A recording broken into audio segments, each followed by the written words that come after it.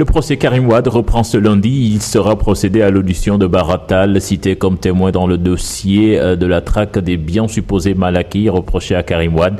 Les avocats de la défense vont interroger le président du groupe Jean Lefebvre au Sénégal sur la constitution de la société Dalia Essa.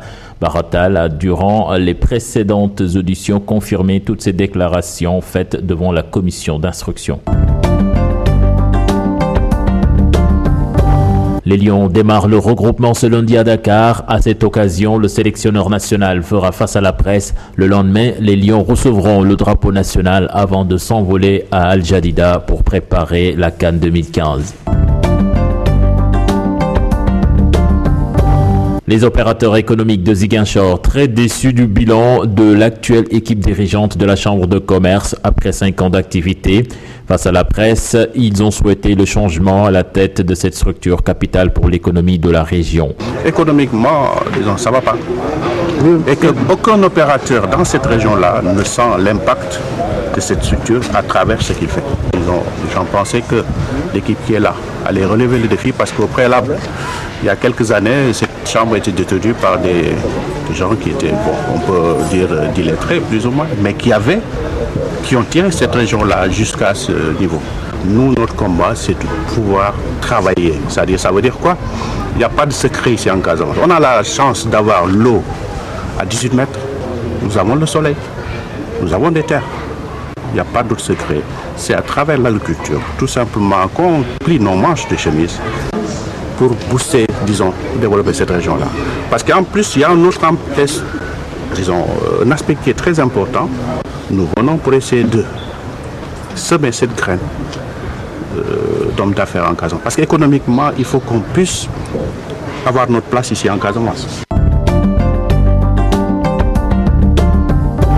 2014, c'est derrière nous. Des Sénégalais abordent 2015 avec beaucoup d'espoir et d'ambition. Nos reporters Kodengaï et Younous Diatta se sont aventurés dans les rues de Dakar et vous allez voir que les souhaits pour cette année varient d'une personne à l'autre. Les résolutions se déclinent en ce début d'année 2015.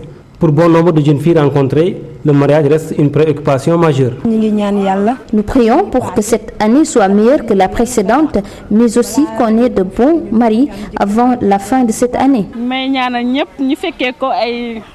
Nous prions pour que cette année soit meilleure que la précédente, mais aussi qu'on ait de bons maris avant la fin de cette année. Moi, je suis célibataire, je prie Dieu pour qu'il me donne un bon mari.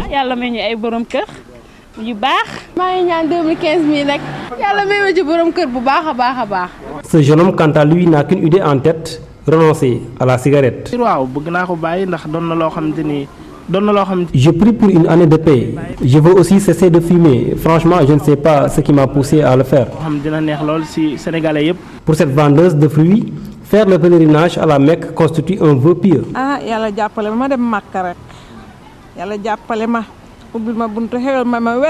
En ce début d'année 2015, la plupart des Sénégalais rencontrés ont fait part de leur résolution.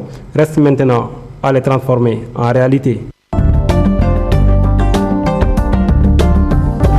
Sport, des querelles intestines minent le volleyball sénégalais depuis plus d'1 an. À l'origine des divergences, le mode de désignation du comité directeur. Si pour les clubs dissidents, ce sont les clubs qui doivent siéger à l'Assemblée nationale élective pour le bureau fédéral actuel, il revient aux ligues de choisir les dirigeants du volleyball sénégalais. Deux camps se regardant en chien de faïence, la mise en place d'un championnat parallèle par les clubs dissidents, c'est la situation que traverse le volleyball sénégalais depuis plus d'1 an. Quiconque qui arrête aujourd'hui tourne le dos au volleyball. Pourquoi? Parce que c'est des gens qui sont là, qui ne jouent pas au volleyball, qui pensent que c'est eux qui doivent diriger le volleyball. Mais ils n'ont pas d'équipe.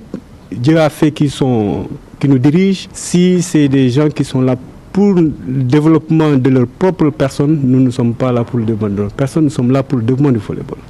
Il y a une partie des acteurs qui n'est pas d'accord sur le mode de fonctionnement, sur le mode d'élection. Or que ces mêmes acteurs ont été élus sur le même registre. À l'origine des divergences, le mode d'élection du comité directeur. Que ça soit légaliste. Alors nous disons que pour diriger ce volleyball, il faudrait que tout le monde ait sa part des choses.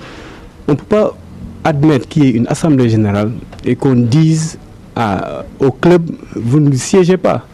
Dakar, je vous donne l'exemple. Dakar, la Ligue de Dakar a 12 clubs.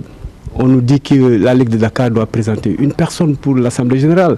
Vous savez, la fédération a été mise en place pour un délai de 4 ans. En 2016, il y aura une Assemblée générale élective.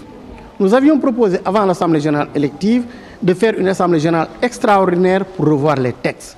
Ça, je pense que tous les acteurs sont d'accord sur la question. On a dit, mettons en place une commission qui puisse réfléchir sur l'ensemble de ces textes-là. Donc moi, je pense qu'il n'y a aucun problème à ce niveau. Même si non-alignés et bureau fédéral actuel n'interprètent pas les textes de la même façon, une retrouvaille de la famille du volleyball est souhaitée. S'ils sont prêts, nous continuons avec eux. Mais s'ils ne veulent pas que le volleyball se développe, nous continuons à faire ce qu'on a à faire. Aujourd'hui, moi, je pense que c'est une question qui doit être dépassée. Moi, ce dont je pense, c'est qu'on doit se mettre autour d'une table, échanger ensemble pour trouver les solutions. La fédération est tout à fait ouverte pour qu'on puisse se mettre autour d'une table et aplanir l'ensemble de ces situations.